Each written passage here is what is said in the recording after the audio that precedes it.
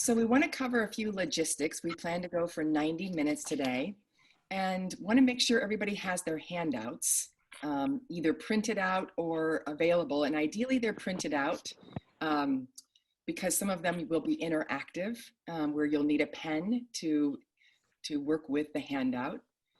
Otherwise you can have them electronically available. Want to make sure everybody has all of any devices or any notifications, if you can turn all those off so we don't get distracted by bells and whistles. Would very much appreciate that. We'd love to, our ask is that you keep your video on if at all possible, even if you're eating or standing up to take care of your body, which we encourage. We like being able to see you, so we would appreciate having the video if possible. And certainly we'll be having some breakout sessions, and would be helpful if you could have your video on to be able to interact with the small groups that you're with. If you do really need to take a break in the middle of this, a bio break or something like that, we ask that you take a break when we're not setting up partner sessions so that you can stay connected to your small groups. You'll be meeting with a small group several times, and we just want to make sure you stay with them so that they can have an experience of working with you. So ask that you break other times. We have a chat room where we prefer, if at all possible, to keep the chatting to specific questions that you have, rather than making comments about each other's comments. That will help us get clear about what are the things that you most want to learn more about. And also, there is a place to raise your hand when we're asking for specific questions. So we want to make sure that, that you all know where to do that. Lainey, that it should say, is it specifically say hand raise on there? I think Lainey might be on the phone with Zoom. Yeah, it'll say raise your hand. Raise your hand, okay. It's under reactions. There's a smiley face with a plus, and then if you click that, I think you get some reactions there. That's that's clapping and a plus sign, but I don't know that there's a place where you can actually raise your, I think it says raise your hand. That's under the participants. Under participants, there you go, thank you. This event will be recorded, and it will be recorded only for those who have signed up for the event. So we want you to know that, and it will be sent out to everybody immediately after. I think within 24 hours, we'll have it sent to everybody, so you'll have that. And we want to introduce our moderator, who is Lainey, who I think is working with Zoom right now, but she's on the back end. And she, along with Erica, oops, sounds like JD there, you could mute yourself. She, along with Erica, will be keeping track of questions and making sure that we get to know what it is you need and want for information throughout our session.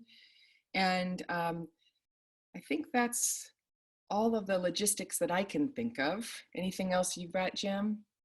Well, I just want to mention to everybody that there are 200 of you. First of all, I want to say hello to everybody. Hello.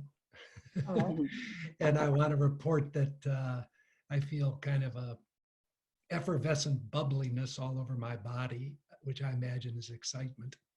Just as I'm watching people's faces and people pop on, I feel a sense of joy and excitement to know you and to experience what we're going to experience over the duration of this course.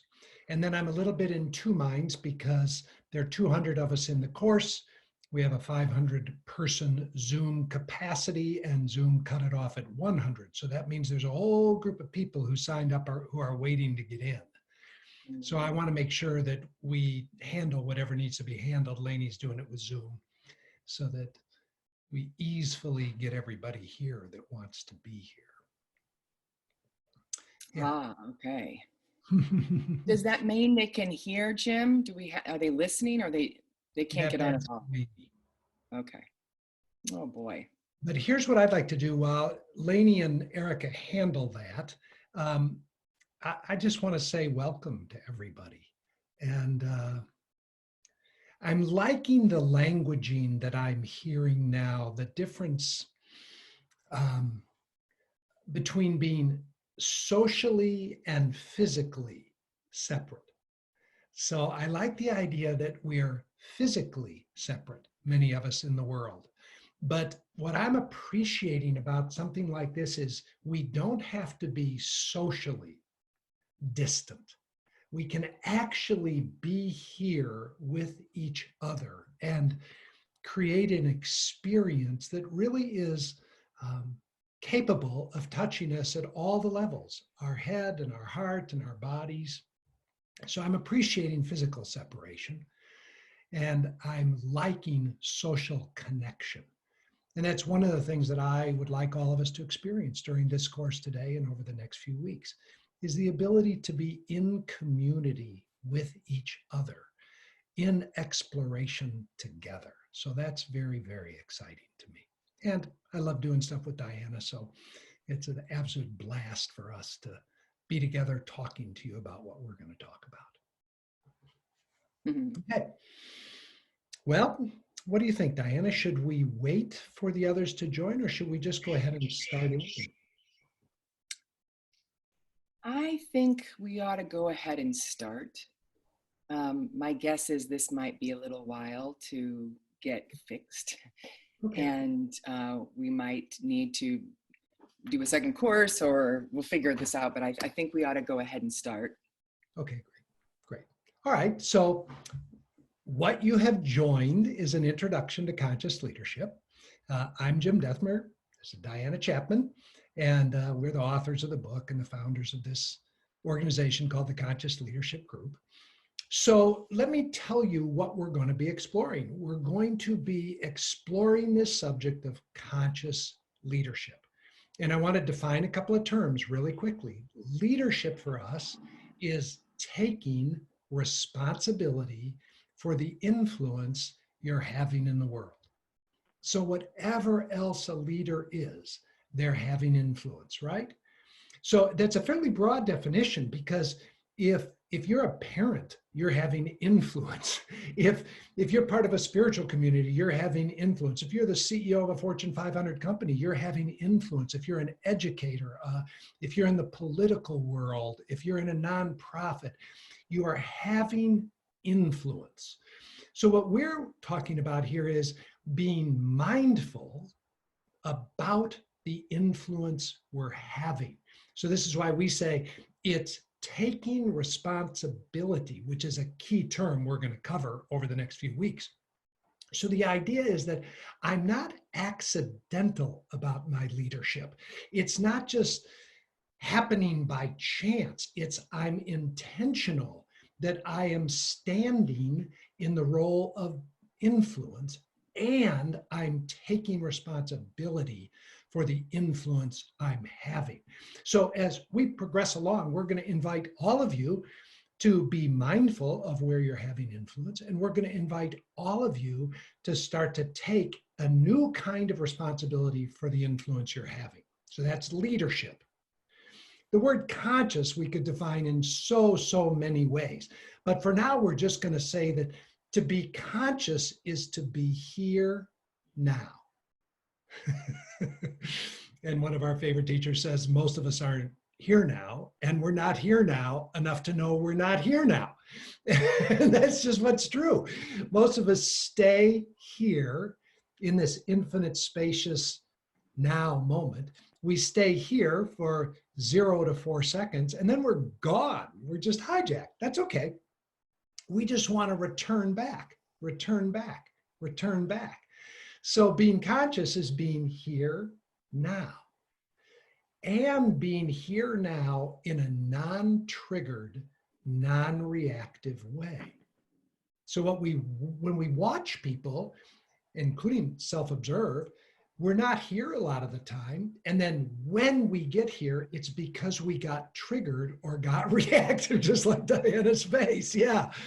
You know, when you're parenting your kids, you know, especially now that you have them 24/7, for many of us in the world, you're not really present with your kids. You're just there, even if you're homeschooled, you're not fully present. And then all of a sudden, one of your kids hits the other one in the head with a hammer, and now you get present.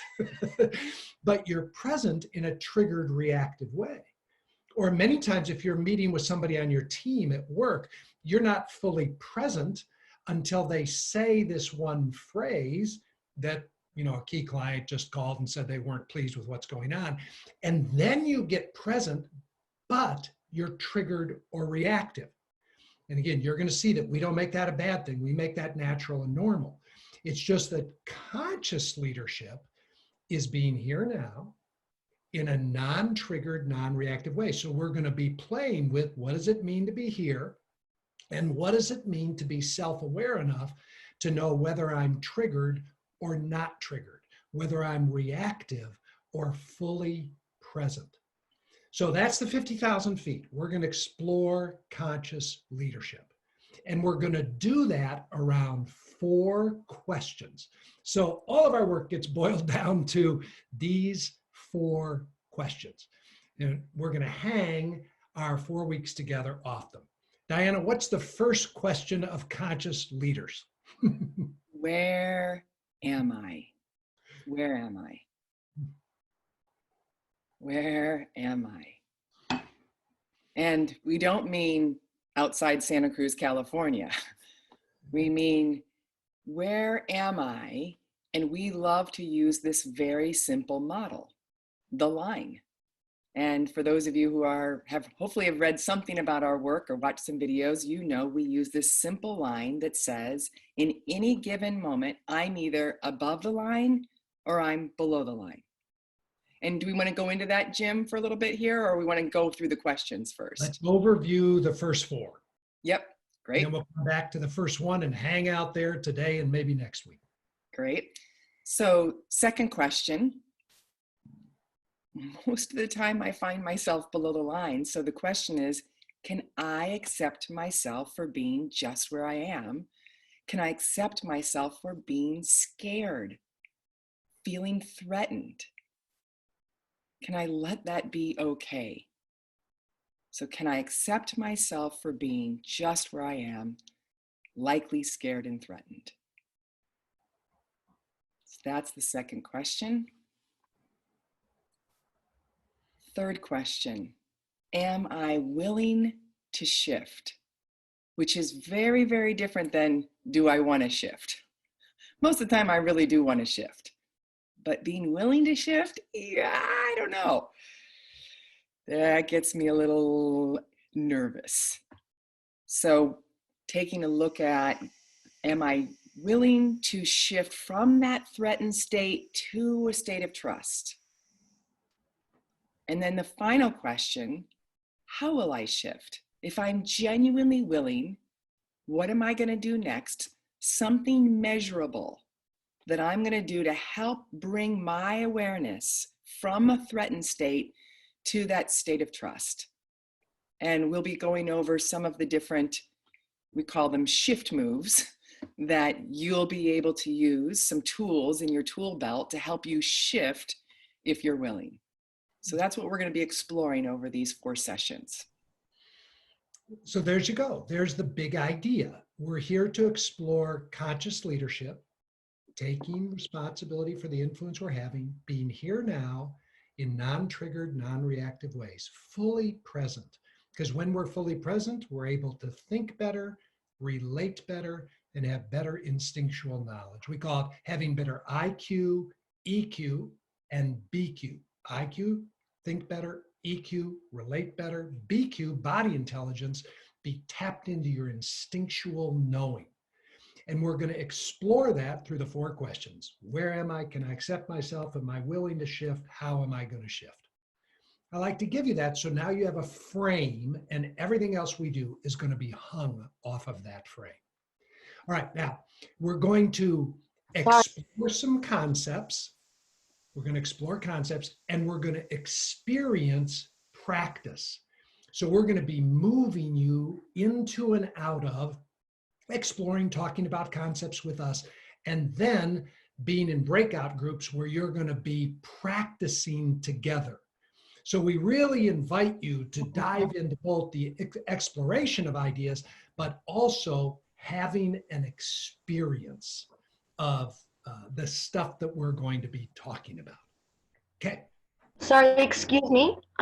Some of us were blocked out of the Zoom room and just able to get access now. So if you could provide a small recap, that would be helpful. Otherwise, it's like coming into this in the dark and not understanding how to navigate. So a quick recap would be really appreciated, given the technological difficulties. Thank you.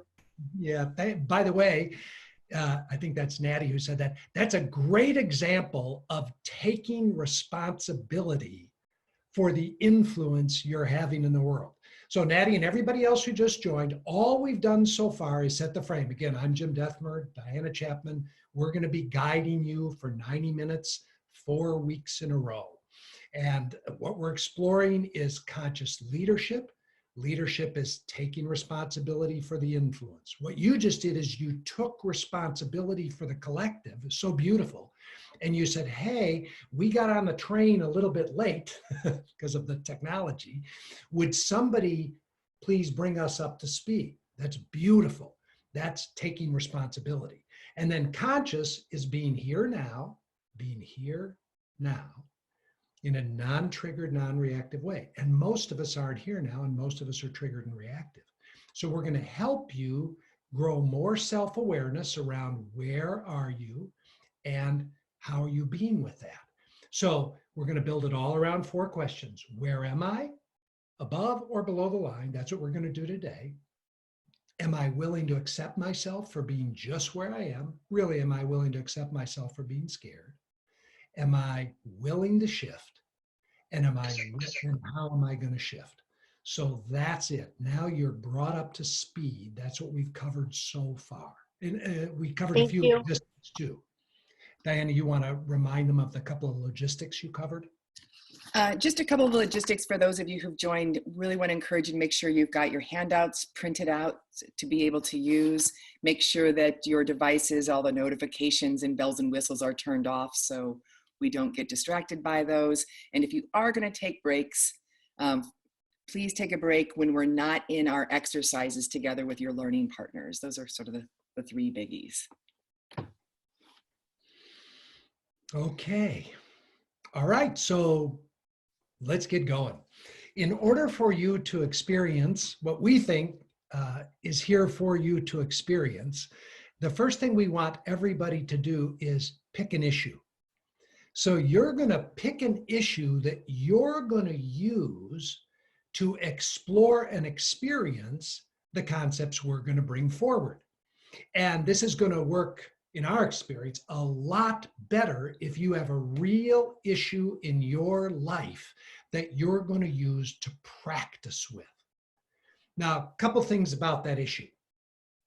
First, it would be good if that issue was a little bit juicy, meaning, when you think about that issue, you get a little bit activated. So it's something that gets you a little triggered, a little bit reactive. That's the first thing. Second, it would be good if this issue involved at least one other person other than yourself. Now, as we go, we'll talk about issues that are just between you and yourself.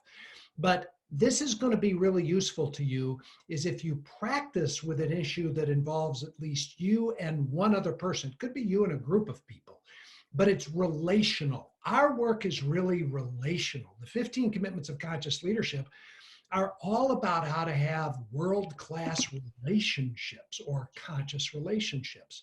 So pick a juicy issue, pick an issue that involves at least one other person, pick an issue that you're willing to talk to 2 or 3 other people about. You're going to be put in breakout rooms and you're going to talk about your issue. So, who knows who you're going to be in the breakout room with? It's kind of random as Zoom does it. So that could encourage you to go for it and pick a big issue because you probably won't know these people, won't ever see them again, or you might want to dial it back a little bit. So you decide, you get to pick your level of risk or vulnerability. You get to kind of wade into the water at the level you want to wade in. So juicy involves at least one other person. You're willing to talk about it to a few people. And here's one that we often do. After we lead this kind of a workshop, at the end, people say, if I would have known what we were going to do with that issue, I would have picked a more important issue, because I see what could have happened inside of me exploring an important issue that involves one or more people. So I just say that to you. So everybody is going to pick an issue. It could be, you know, an issue you have with a teammate at work that they don't meet their deadlines, or it could be an issue that you have with your manager, that they don't fully appreciate you, or they don't really listen to you when you're in one-on-one communication with them. Or it could be an issue that you have with one of your children, that they're not paying attention when you're doing your homeschooling with them. Or it could be an issue that you have with an intimate partner, that you keep getting in drama about your in-laws, for example. Any kind of issue in life. The way we say it oftentimes is, if we went out and we had a cup of coffee with you, or tea, or, you know, we went out and had a beer with you, and we were to just say, tell us about something that you want to, you know, kind of bitch and complain about in life. What would that issue be related to somebody else? Pick an issue like that. Yeah, and if it were me, I'd pick one of my most long-standing issues that meet the criteria that Jim used. I think in this particular class, a good long-standing one would be particularly helpful. Great. So let me tell you what we're going to do. They're still, Eric and Lainey are still creating the breakout rooms to send you there. You're going to go into a breakout room with 3 or 4 people in the breakout room. And then each of you is going to get 90 seconds to talk about your issue. Each of you is going to get 90 seconds to talk about your issue. So all that means is, for 90 uninterrupted seconds, you're going to describe your issue. You can say whatever you want to say about it. The other 2 or 3 people are simply going to hold space and listen to you. And then Lainey will put an announcement that says 90 seconds is up, go to the next person. And the next person has 90 seconds just to talk about their issue. On to the third person, and if you have 4 people, there'll be a 4th 90 second. So 1 person at a time, 90 seconds, just describe your issue to your new friends. Now, new friends, here's your job. Your job is to listen as attentively as you can to the other person, like with an open mind so you can really get them, and an open heart so you can feel what it's like to be them. But what you don't get to do is say anything. So no questions, no comments, no, oh golly, I've been through the same thing, I have some advice for you. So no advice giving. You're just listening. You're giving the person 90 seconds of uninterrupted attention, which quite frankly is more attention than most of us get in a given day before somebody interrupts us. So again, we're going to put you in breakout rooms in just a little bit. Once you get into a breakout room, one person is going to go first, and you can just, if I were me, you just say, not a big introduction, just, hi, I'm Jim. My issue is with my supplier of this particular thing, or my issue is with my mother who just went into extended care. Or, so you got that? Hi, I'm Jim. My issue is go. Now, the tendency is to want to connect with each other and talk. We'll get there. You're going to be in this group all day today. But for now, we just want you to start with your name and your issue. Go for 90 seconds. When Lainey puts up the time is up, you go to the next person. We're gonna be breaking you up in just a moment. We're gonna have the person with the shortest hair is gonna start first. Person with the shortest hair. So when you get in your breakout room, we want that person to get there full time. So we'd ask you not to do, hi, I'm so-and-so from here. We're just gonna go right to, oh, who's got the shortest hair? You do. Hi, my name's John, here's my issue. And you'll go right into speaking. And then as soon as you see, please change, next person, hi, my name is, and then they'll share their issue. and it'll go to the person who has the next longest hair, and then the next longest hair, and on through until you've covered everybody. We ask you just to give this a whirl because it's a little odd, isn't it? Usually if you get in a breakout with 4 other people, you'd want to say, hi, I'm Jim. I live in Northern Michigan. Yeah, I'm really excited to be here. And somebody else is going to say, hi, I'm in Amsterdam. You go, I was in Amsterdam last weekend. I had an unbelievable time. You want to do a little bit of socializing. We're asking you to let that drop away and just see what happens if you just jump in, because you're going to reveal something that's meaningful to you about this issue in your life. So shortest hair, you go first. I think we're ready. I think we're ready to go to breakouts. So Lainey, Erica, anything we need to know, or are you ready to put people in their breakouts? I think they said they were ready, so Good. you all likely will be getting put into a breakout room within 1 minute. Oh, just 1 more minute. Content is what most of us talk about most of the time. Content includes who, what, where, when, why, how. It's the normal stuff. So for the vast majority of you, in our experience, like 99%, when we put you into breakout rooms and we asked you to take 90 seconds to talk about your issue, you expressed content. You talked about yourself, the other person, what's going on, what happened, how long it's been going on, how it's been affecting you, what you would like to be different, what you've tried to make it different. All of that is the content of your life. Real simple. So again, if we just went out and had a cup of tea and I said, so tell me what's going on with you, you would tell me about the content of your life. Everybody got it? There's nothing mysterious about this. It's just what we talk about all the time. It's what we relate to in our life. So this is content. Now we're bringing alongside of that this other concept called context. Content answers what I'm telling you about.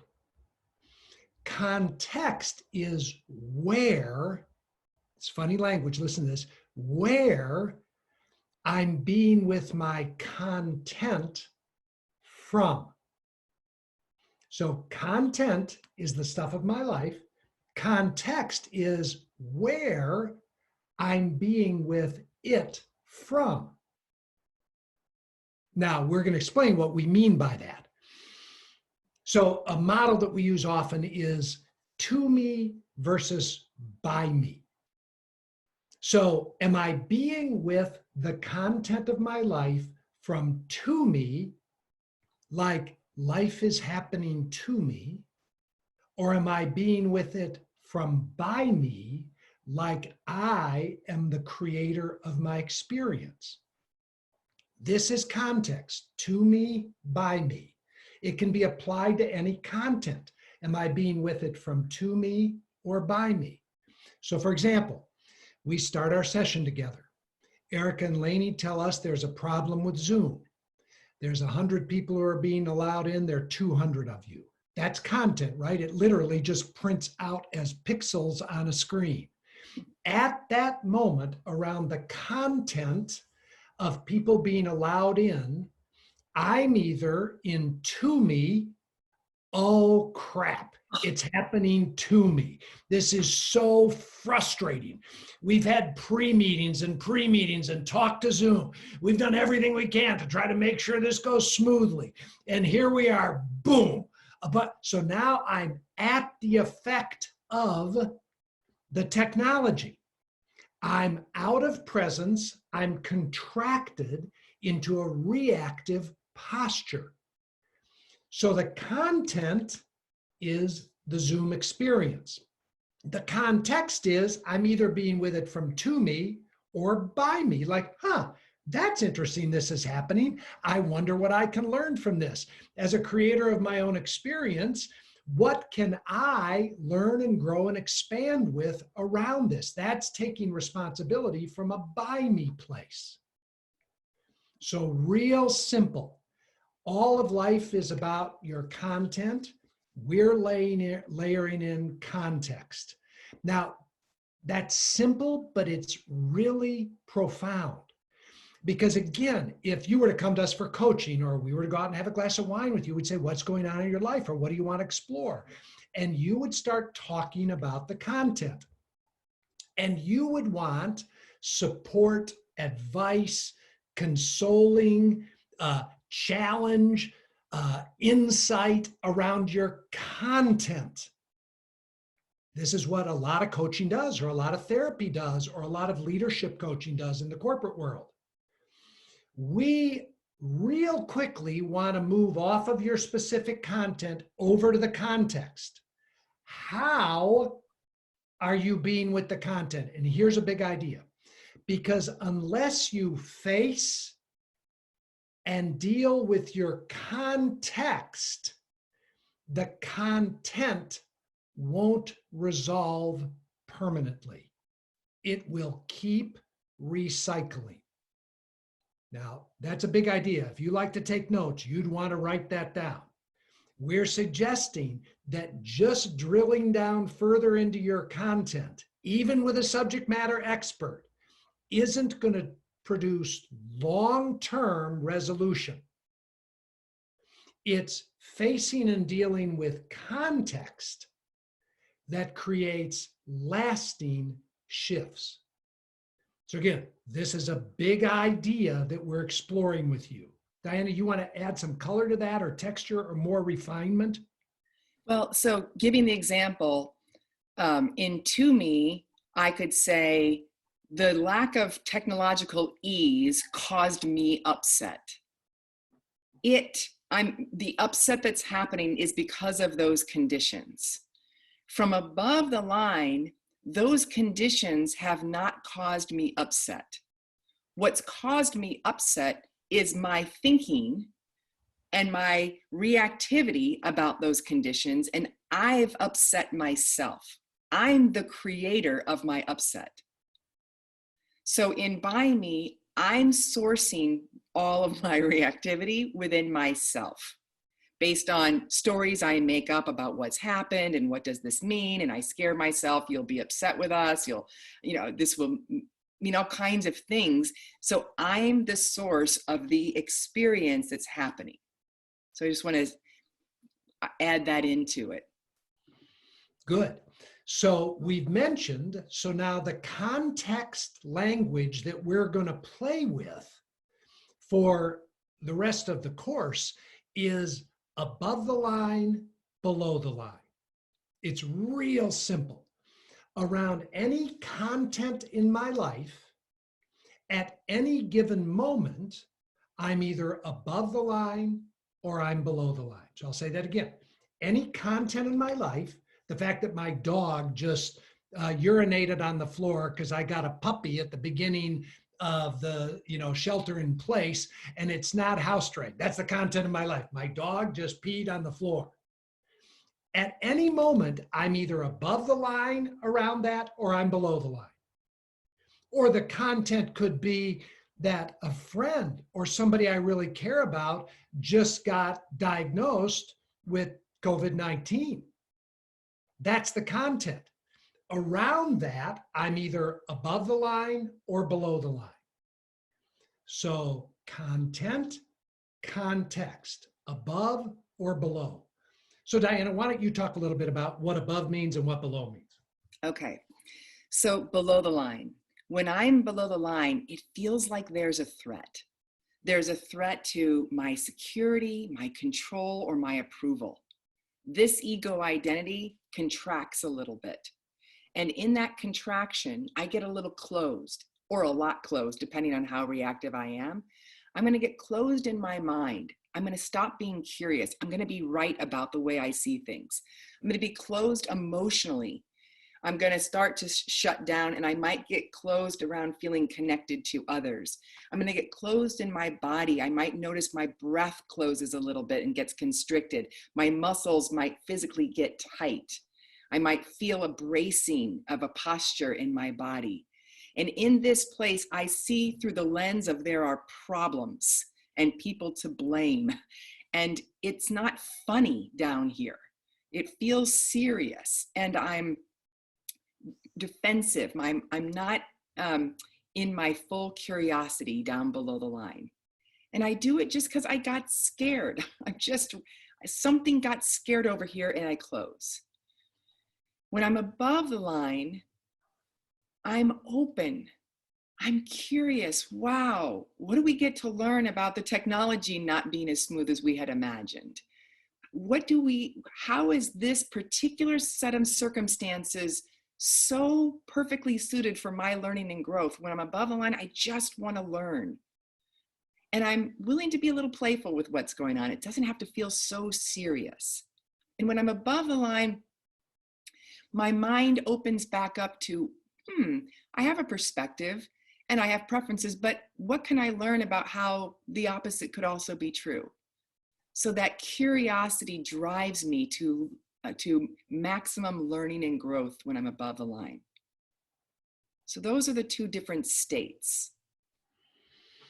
It's beautiful. And again, what we say all the time is that most of us spend most of the time below the line. And that's natural and normal.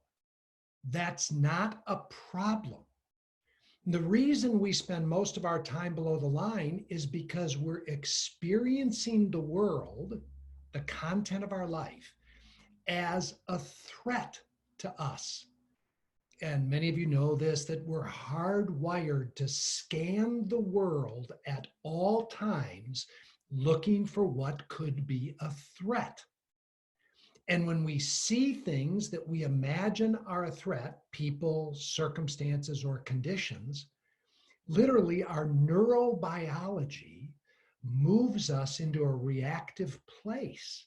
We just simply become contracted in threat or fear. And then from that place, we're trying to simply survive. So we either go into the fight, flight, or freeze based, fear-based reactivity. So we don't make that bad or wrong. When we couldn't let 100 of you into this room, I first experienced it as a threat. Specifically, like Diana mentioned, it's going to be a threat to our wanting of approval, to be liked, loved, valued, esteemed, or control, wanting to feel like we're in control of life, or security, which is safety or survival. In that case, I experienced it just as a mini threat to my wanting control, like I couldn't control the technology, and me wanting approval because I'm thinking people are going to be upset. They're not going to like us and what's happening. So again, I just instantly contract into a threatened state, and then I go out of presence. So if you would ask me initially around the content of the Zoom room, I contracted. I don't make that bad or wrong. I just make that being human. Just human. What we're suggesting is that the first key to conscious leadership is to be self-aware enough to know whether I'm below the line or above the line, to interrupt the reactive pattern just enough to ask, where am I? Am I in a threatened state, or am I in trust? Am I in presence, or am I contracted in fear and drama? So that's why the first question is, where am I? Real simple. Above or below the line? Most of us, most of the time, below the line. That's not a problem. That's why we'll ask the other three questions as we go over these coming weeks. Okay, what's the next practice, Diana? So the next practice is, we'd like you to pull out the handout that says locating yourself. Locating yourself, above or below. One of the things we want to do is help you build some self-awareness about how you go below the line. So if you look at this handout, we are only going to focus on the lower half of the handout. Just everything that's below the line. I want to say that again because Oftentimes people will fill out the whole thing. We're only going to focus on the lower half. And what I'd like you to do is imagine that Jim and I have been following you around over the last couple of months, observing and watching you and your reactive patterns. What have you been primarily doing when you go below the line? So start over on that statements column. What two statements would we most likely hear you say when you've been triggered and reactive? And maybe you didn't say it out loud. Some of you might not say these things out loud, but you say it repeatedly in your head. Circle two statements that you're most likely to say out loud or silently to yourself when you're triggered and reactive.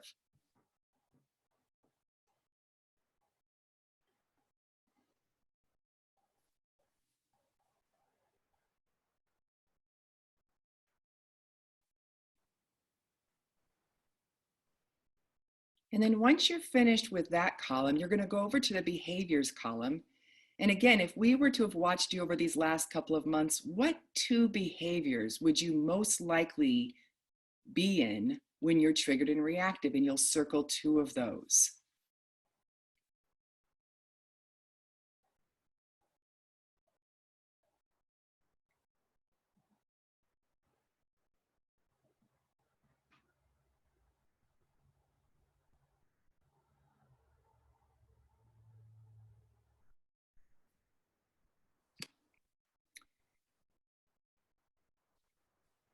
And then finally, you'll go over to the beliefs column and you'll look through there and you'll say, yeah, when I'm triggered and reactive, what beliefs do I tend to really lock down on? Circle two of those.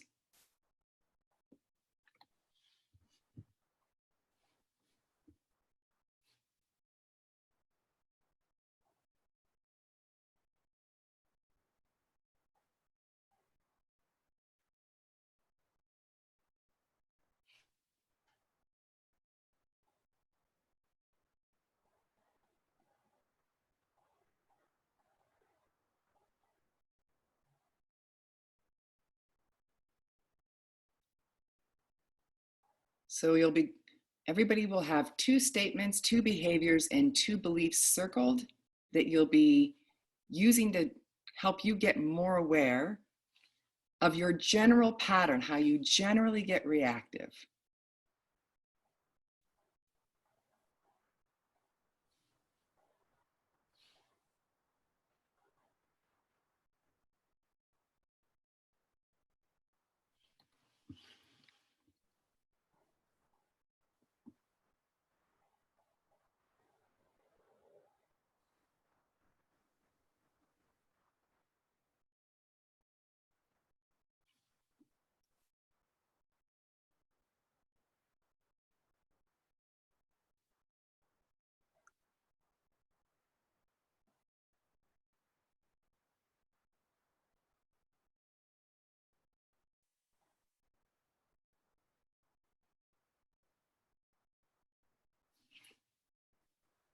And I can't see everybody, but I want to just get a sense, do you need more time?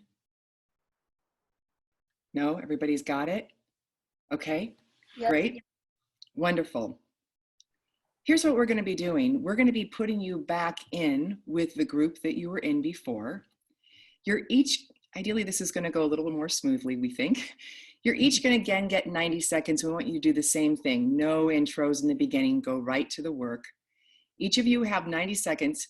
We'd like you to see, can you see how any of the general patterns that you do are applying to this particular relationship issue that you have?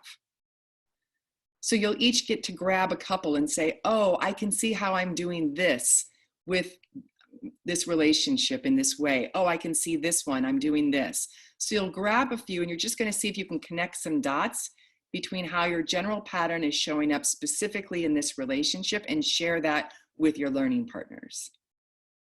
Any questions about this exercise before we let you go? Diana, I was late joining, so I'm not sure which group to participate in. Okay, we'll see. I think Lainey and Erica will see if we can figure out. There'll probably be Okay. others of you, and you'll join in. Again, we're gonna have you go start with the shortest haired person again, and we'll have you go through the same series of people that you did last time. 90 seconds each, just like last time, and you'll be put in your groups momentarily.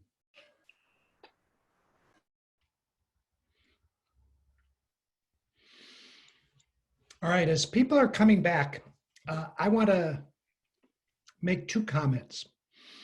The first comment I want to make is just again to review. So there's content and context. Content is just the stuff of our lives, the stuff of our lives. Context, how we're being with the content.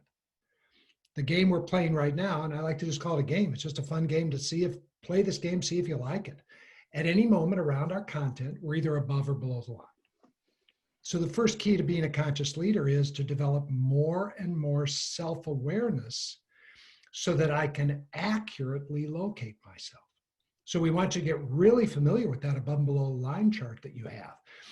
Over the course of this next week, you just want to play with that a little bit and ask yourself on a regular basis, where am I? Am I above or below the line? I'm going to say it again, and I will say this over and over again.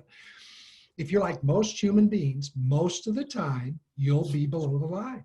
Yes. Okay.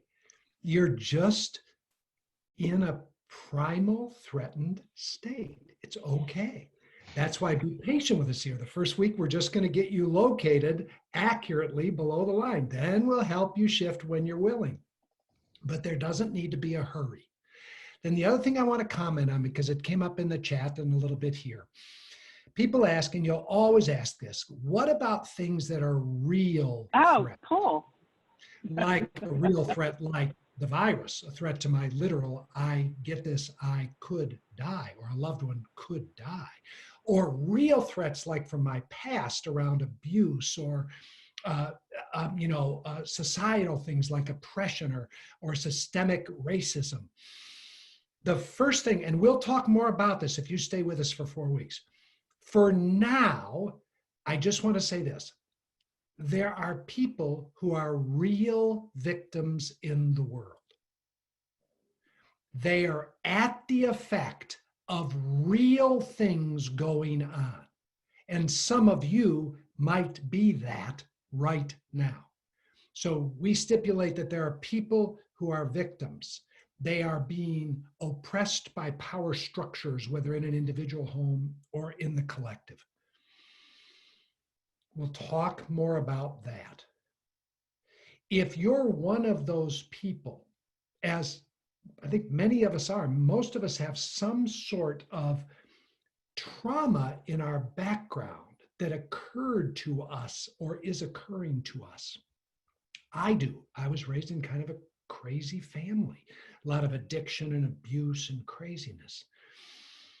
It's true that when I was a little boy, that stuff was happening to me, no doubt about it. And we'd want to get me out of that situation, or we'd want to set up boundaries. Everybody get that.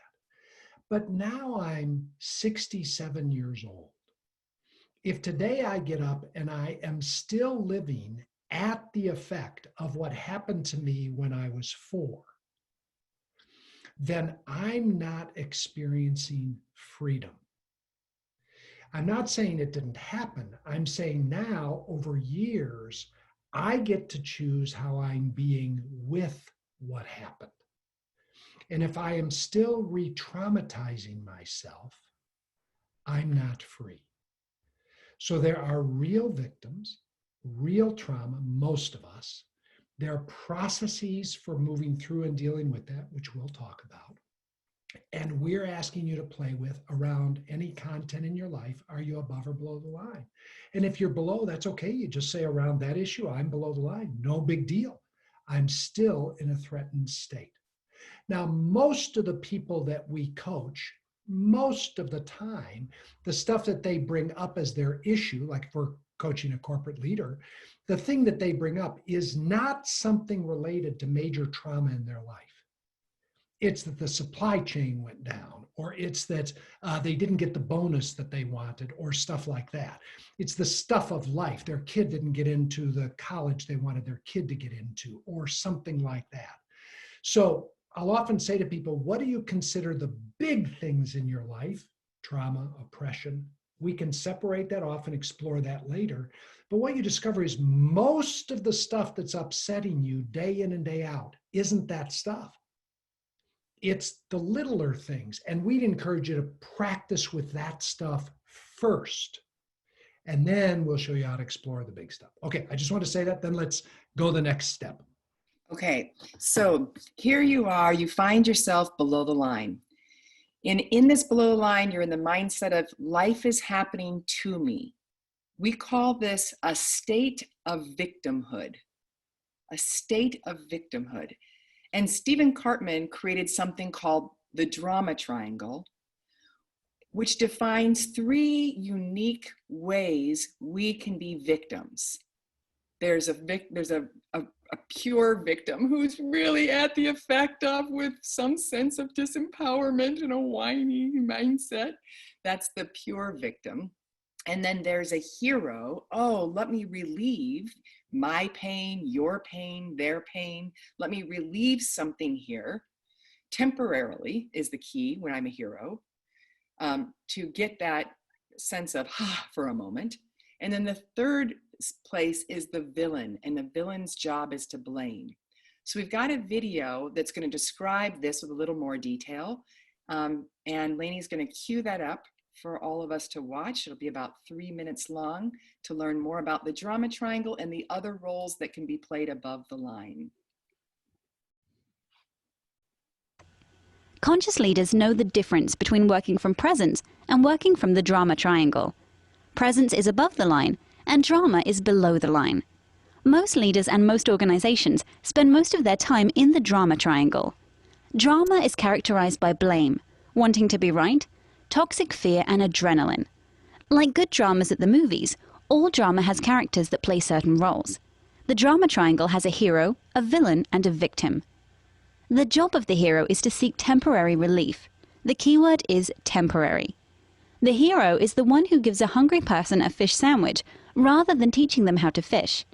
The hero doesn't want others or themselves to feel bad, so they say and do things that make the immediate pain go away without facing and dealing with the core issue. When I'm exhausted from overworking, I hero myself by eating and drinking mindlessly, or surfing the web, or exercising. When another feels sad, I hero them by saying things like, "It'll be okay," or "I'll do it for you." The hero seeks value by being needed by others.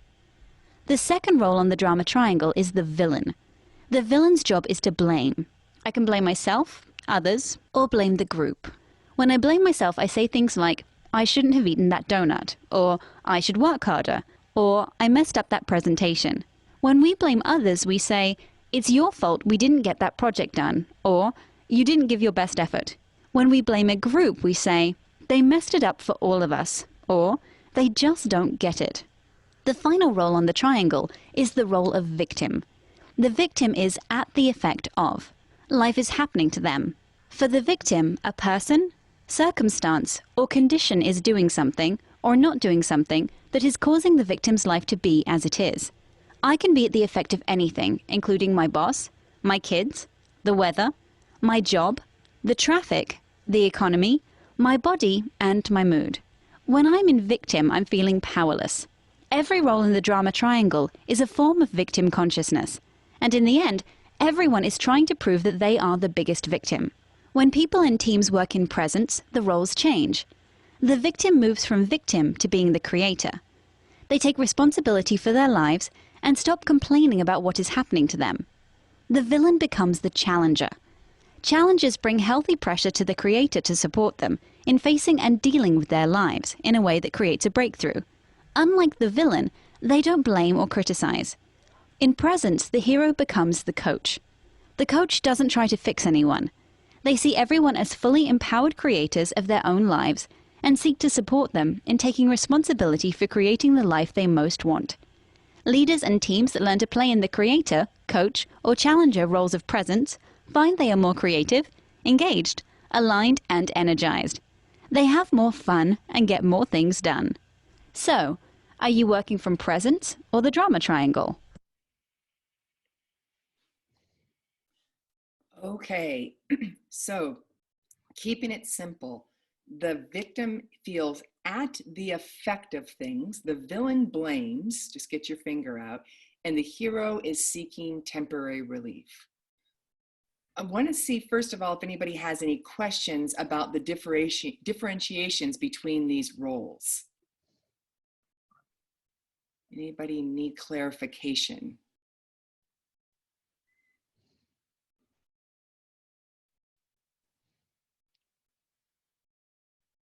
Everybody looks like, Diana, say a little bit more about the victim. I get the hero, I get the villain, the victim, please. okay. So the victim has this sense of, I don't have the power to be able to get something I want. I'm somehow suffering because of something out there. So I could be the victim to my boss who won't give me the feedback I'm wanting. I could be a victim to my knee that hurts and keeps me from having the experience I want. I could be a victim to the weather that's making me feel blue because I wanted it to be sunny. I can be, so I'm a victim, meaning something is affecting me and I somehow can't stop that. You hurt me. You said rude things and hurt me. I'm a victim to your words. Does that make sense? So like, yeah, if we stay with the same illustration we've been using, I felt I could see myself as a victim, powerless at the effect of the technology. So something was happening to me. We couldn't get all of you in the room. So it's like, it's happening to me. The technology is doing it to me. That's the core of the victim mindset. Something or someone is happening to me. Can you I have a question. One of the questions is, can you be all three at once? Our experience is you'll bounce around from one to the other, and it could be so quick that it feels almost like you're all at once. And when we have you practice, we say you might feel like you're in two at the same time. Usually not all three, but you might feel like there's a little of both going on. But the question you'll ask yourself in the moment is, do I feel more at the effect of, do I feel like I'm blaming, or am I seeking relief? I ask those questions to let me know which one I'm most on. So, you know, maybe first I experienced myself as kind of collapsed, powerless about the technology. Then I can feel myself move from the victim base to the villain base and say, damn Zoom, they don't have it together because we contracted for 500 seats and they've got some sort of algorithm or product. Now I've moved to villain and I'm blaming, right? So then I can go back over to victim, but I'm powerless. Then I could go back over to villain and say, Lainey, I so trust you. You're on top of everything in the universe. How could you not be on top of this? Now I'm blaming again. So I'm back between powerless and blaming, powerless and blaming. And then if I did that for a couple of hours, eventually I'd say, I want to go drink a glass of wine and get some relief from this stress. That would be moving over to hero. And I just do it all right here around the content of, we invited 200 people and 100 of you couldn't get in for the first 15 or 20 minutes. Somebody asked the question, what's the difference between a coach and a hero? The hero sees the other person as a victim who needs me. The coach sees that person as powerful themselves, capable themselves of solving it, and I'm here to support them. Margaret McGrath, it looks like you're raising your hand to say something or ask a question. Could you unmute yourself and say what you want to say? Okay, can you hear me? Because I think I'm unmuted. Okay. Yeah. Okay, so I'm a coach, so I'm kind of relating, I'm a health coach, and so I'm kind of relating to the hero, and which I try not to be. But with regards to the hero, it seems like to me, and maybe I'm not fully getting this, when you went to the other diagram, the creator or the challenge, the creator aspect. So with regards to the hero, if, you know, like, okay, I go out and I exercise, and you're saying that that's resolving the problem, but I kind of see it as going out and creating, but maybe I'm just not getting it because it's something that's positive. So Great. So I want to say that any activity, and we'll just stay with exercise for a minute, can be done from above the line as creator, taking responsibility for my health and well-being and exercising, and it can be done from below the line. I've been an exerciser all of my life. There are times when I didn't want to face, feel, and deal with something going on in my life. I wasn't really willing to deal with the core issue of some conflict or something like that. So instead I thought, I'll just go for a long run. Yep. And that gave me temporary relief because I got some endorphin rush. I didn't have to think about it. I didn't have to face it. But unless I was willing to go back and deal with the issue, and especially my context, the issue would just keep recirculating. Okay. So a person comes home, they're burned out from a hard day at work. They're working almost always from below the line, always, always, always after it. They don't want to face and feel and deal with their lack of balance. They don't want to deal with the issues that are like really whacking out their entire system. Instead, they come home and they go for a 10-mile run and then drink a 6-pack of beer, smoke a joint, veg out in front of a screen, and go to sleep. All of that is just a hero move. And by the way, one of those was exercise, what we would normally call a really good thing. But you could use exercise, meditation, prayer. You can use all kinds of things as a hero move to escape from dealing with what's really going on in your life. Okay. So I can go watch a Netflix show from above the line, and I can watch a Netflix show from below the line. I can go have a glass of wine from above the line, from below the line. I can go fire somebody from above the line, fire somebody from below the line. So it's not the activity, it's from where am I doing it? Got it. Got it. Okay. That's it. Okay. That completely makes sense, because I'm thinking, geez, all these years I've been below the line, but not really, because I just simply made a statement not too long ago. You know, for me, the most peaceful place is on a tennis court, a pickleball court. It's a very Zen-like place for me, but I could be above the line and have that same feeling, right? Is that what you're saying, Jim? Absolutely. Okay. You could be on a tennis court, you know, whatever you're doing, and you're actually doing it from a place of rest and restoration. You're doing it from a place, but you're not using it to escape and not deal with your life. Okay. And one thing you'll know about this is, like tennis, people become addicted and compulsive about tennis. And so you know that the activity, once it becomes addictive and compulsive, is being done from below the line. Even good things we can become compulsive about. Interesting. Okay, so I want to give everybody a get to see an example of how to use this drama triangle. So what we're looking for is somebody who'd be willing to tell us about your issue, as if you've had 3 or 4 drinks, you're at the bar just bitching and moaning and complaining about your issue to your buddies. And you're going to be able to exaggerate this drama like a soap opera. Is there somebody who'd be willing to share with us your issue? You're going to we'll help you move around on the drama triangle. 2 minutes to bitch, moan, and complain. I'll have Erica or Elaine, if you could pick somebody who's raising their hand and willing to role model it for the group. Anybody out there? Desiree, Monique. Can you, there you go. Ooh, nervous. Okay. Hi. Hi. So Okay. I go by my middle name, Monique, and I find myself very frustrated by Terry. As a matter of fact, she's such a stupid conduct officer. I cannot believe that a conduct officer would say, it's not my job to take care of this delusional paranoid student when he's coming back to the campus, because those of us that are dealing with him on a day-to-day basis don't have the training. We're advisors, not conduct officers. So how is it not her job?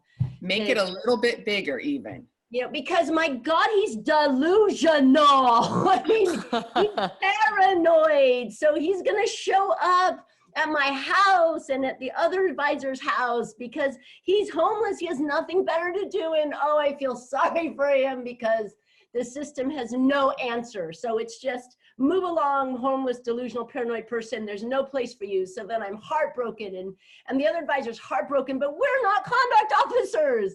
So she should do it. She should be the one who consolidates information and answers it because it's not our job. And the other advisor's scared. And so then I have to rescue her because, you know, she's just new to this role. And so then it all falls on my shoulders as the wise, emotionally strong person who can deal with it if he shows up at my house.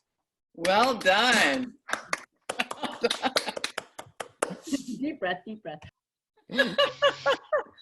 Okay, so it sounded like you started on the role of the victim with a toe over in villain. I'm at the effect of this officer and I'm critical.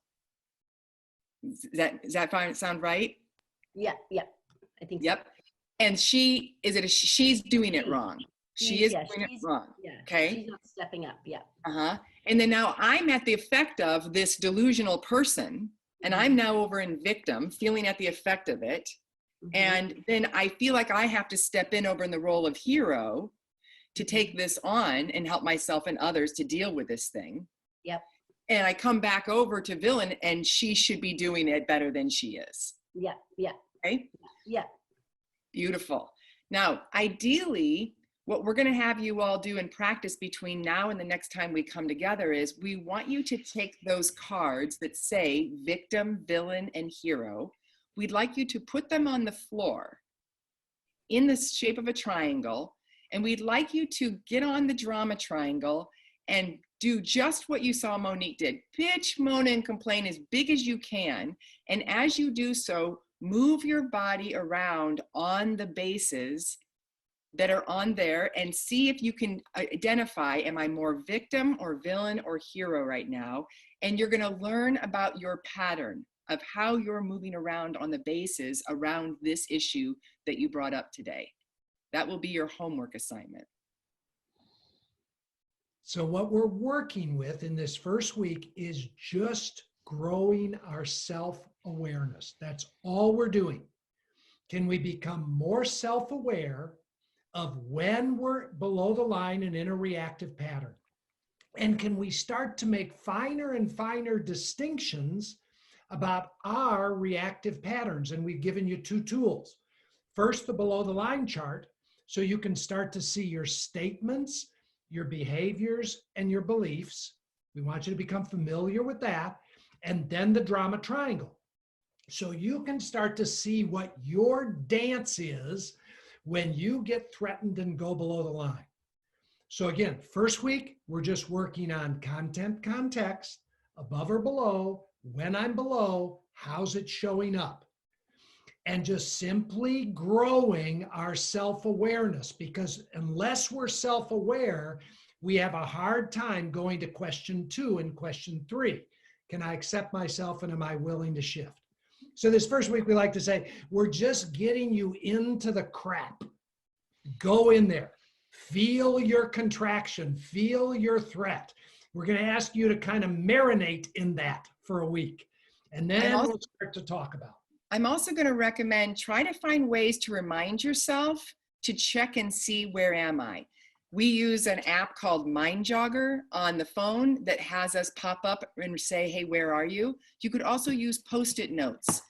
You can put one on the mirror in the morning and on your computer, in your car, all around just to ask, where am I? We want that question to start to populate regularly in your mind. So find ways you can do that for yourself. 2 quick questions. Good, go. What is the opposite of hero? And can hero be above the line or only below the line? Hero can also be the coach. And if you can read more about that back in the book. And you can also go back and review this recording, and you can see the video in our conversation and how we answered that question. Okay, I'm aware that our time is up. So Diana or Lainey or Erica, are there any logistics we want to tell people about now for this coming week until we gather again in a week? We just want to make sure that everybody watches. If you came in a little late, make sure you watch the full recording of this before you show up for our next section. Yeah, because next week we'll assume knowledge of what we've done so far, and then we'll just jump in and keep going forward. Yep. Okay, practice this week. Where are you? Thank you. Thank you. Thank you, everybody. Bye-bye. Thanks so much. Bye. Bye-bye. Thank Thank you. Bye-bye. Thank you. Thank you. Bye-bye. Goodbye. Thank you. Thank you. Thank you. Thank you. Thank you. Nettie, I see you really want to ask a question. Go ahead. I do, yeah. I'd raise my hand, and I feel like it will support me in being able to like dip into things with more presence during the week. Yes. I just wanted to say thanks, Jim. I really appreciated kind of the explicit naming of like big T trauma and how that has a very significant impact on how we navigate. And it sounds to me like we might get into that later on, but I'm wondering like even just like any small things to keep in mind of like, how to be able to navigate those smaller moments, realizing that sometimes the reason that they might be arising to the surface is because they're actually connected to these larger traumas. Like that, I feel like that's where I'm at in my life. Like things are very intertwined, very connected. They don't feel like these separate things. And so just wondering how to like play with the lighter topics, let's say, that still have their charge, while realizing that there's like much deeper elements there with the bigger T trauma. Yeah. Okay, couple things, Natty. First, I really would like to ask, are you planning on being in all 4 of our sessions? Yeah, I signed up for the whole course. Okay, beautiful. So I want to ask, would you be willing to be a little patient with us and let us lay out where we want to go? Totally. Okay, good. Now, having said that, great. In the meantime, I just want to come back to some basics. And this is for everybody. When you feel yourself a little bit triggered and reactive, do some sort of breathing practice that supports your nervous system. And we'll get to this in week 4, but I want to give it to you now. A simple breathing practice like VUing, the people from Somatic Experience Therapy, which I think is some of the best stuff on dealing with trauma in the world. So it's just this, when you find yourself reactive, by the way, it doesn't matter whether it's big T or little t, big trauma, little trauma, and the nervous system really doesn't make a lot of distinction. Right. Take a deep inhale. I'm going to show you. Deep, gentle inhale.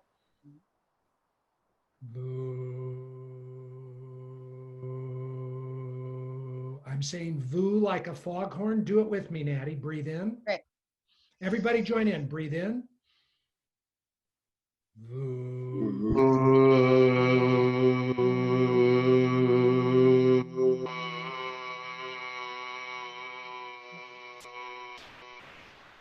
Gently let it all the way out. Breathe in again.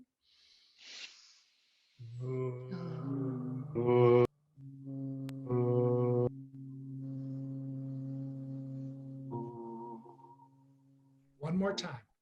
Breathe in.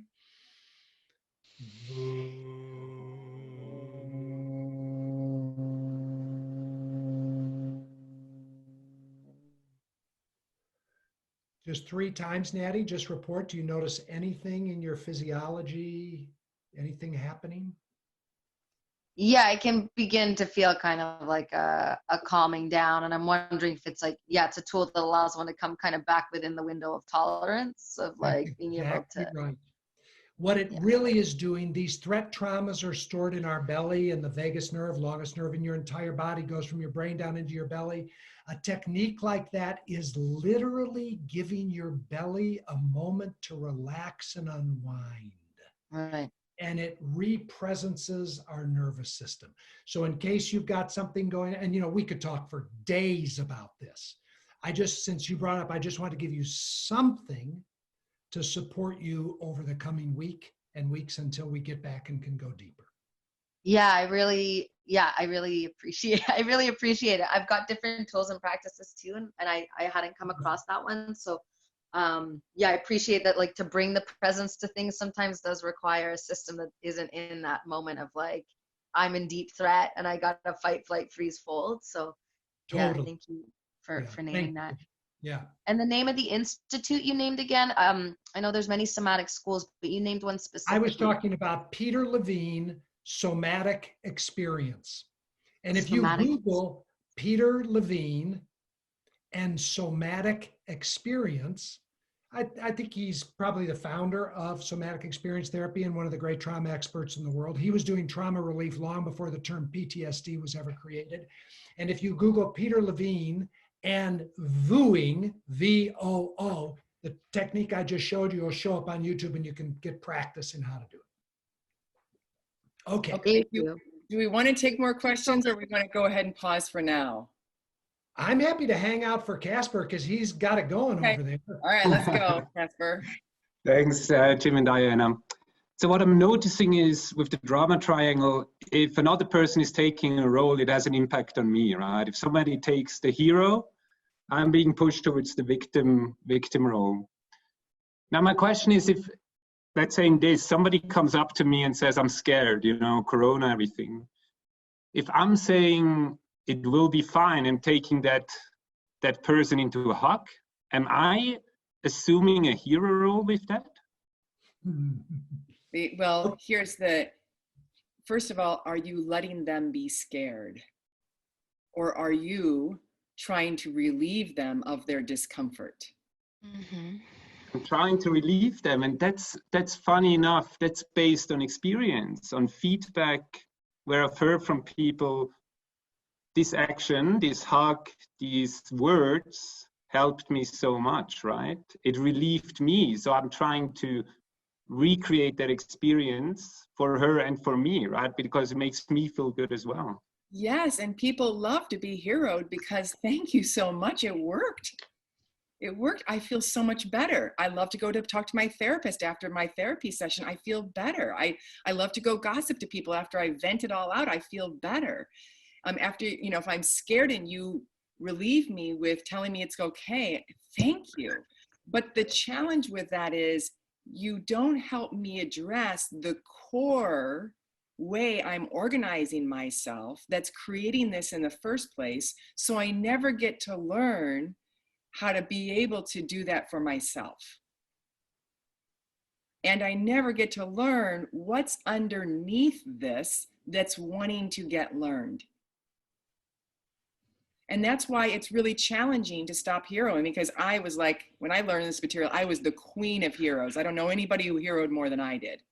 My whole world were just people for me to hero. And it felt so good because I felt valuable, people liked it.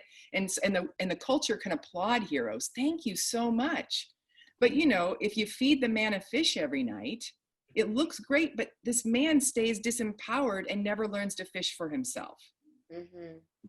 So that's what we're going after is how do you help permanently solve the issue, not just temporarily? You know, and maybe I help you solve it here, but then you're going to go recreate it in some other way. And then I'm going to, so, you know, we're wanting to have us take a look at, can you sit back first and be with your own feeling states as somebody comes to you saying, oh, COVID. And this So, doesn't Diana? mean, Casper, that I become cold, because I might very likely hug, but I want to be aware of whether I'm hugging from above the line or below the line. Because if I'm hugging from below the line, I'm just trying to relieve my own discomfort and probably theirs without resolving the core issue.